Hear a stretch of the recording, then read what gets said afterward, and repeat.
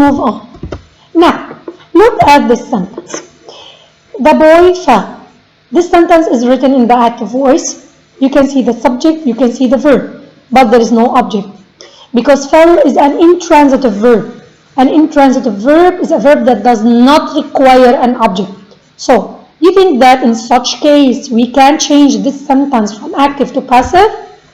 No, there is no passive because there is no object. Now, there is an important point to tell you about. Only transitive verbs, which are the verbs that are followed by an object, are used in the passive voice or are used in the passive. It's not possible to use intransitive verbs, which are verbs not followed by an object, in the passive voice. Now, how can I change from active to passive? To change from active to passive, you need one of the forms of verb be. You might use be, am, is or are, was or were, being or been. And this depends on the tense of the verb. And this is going to be explained in details later on. I'm just going now to give you an example how to change from active to passive using one of the auxiliary verbs, one form of the auxiliary verb be, in addition to the past participle of the main verb. My mom loves me. So, if I want to change it into the passive, I need to use am because the verb is in the simple present tense. My mom loves me. I am loved. So, I use the auxiliary verb be in the form am in addition to the past participle of the verb love, which is love. We took our children to the circus. The children, I use verb be in the past tense, were, and the past participle of the verb take, which is taken. The children were taken to the circus. A thief stole my money. My money was, which is a form of the verb be, in addition to the past participle of the verb steal, which is stolen, was stolen. Now, I am going to explain how to change a verb from the active voice into the passive voice. Each tense, each form of a verb has a way to change it into the passive form. If the verb is in the simple present tense, like keeps, I use am or is or are plus the past participle of the verb keep, which is kept. Using am or is or are depends on the subject of the sentence. I am, he or she or it is, we or they or you are. If the verb is in the present continuous tense, I use am or is or are plus being plus the past participle of the verb. If the verb is in the simple past, use was or were plus the past participle of the verb. If the verb is in the past continuous, was or were keeping, use was or were plus being plus the past participle of the verb. If the verb is in the present perfect, use have, like has or has kept, use have or has plus been plus kept. If the verb is in the past perfect, like had kept, use had been, add been.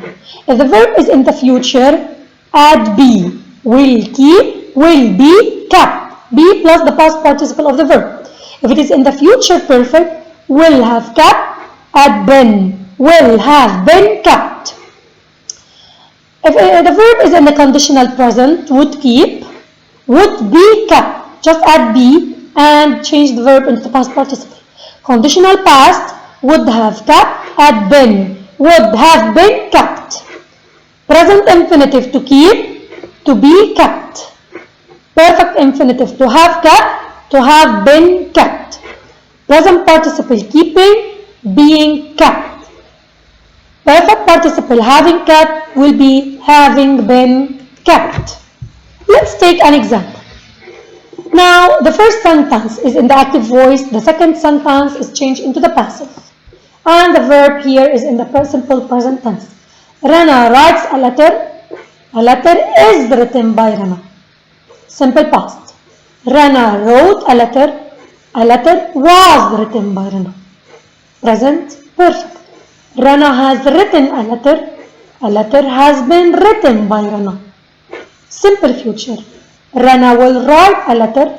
A letter will be written by Rana. Model. Rana can write a letter. A letter can be written by Rana. More examples. Present progressive. Rana is writing a letter. A letter is being written by Rana. Past progressive. Rana was writing a letter. A letter was being written by Rana. Past perfect. Rana had written a letter. A letter had been written by Rana. Future perfect. Rana will have written a letter. A letter will have been written by Rana. And conditional.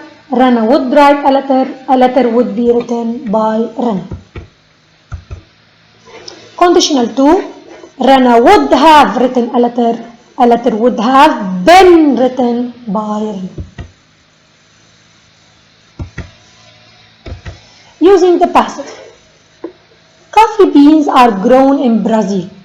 As you can see here, there is no by phrase. The rice is imported from Egypt. There is no by phrase. Romeo and Juliet was written by Shakespeare. There is a by phrase here. Why? Let's explain.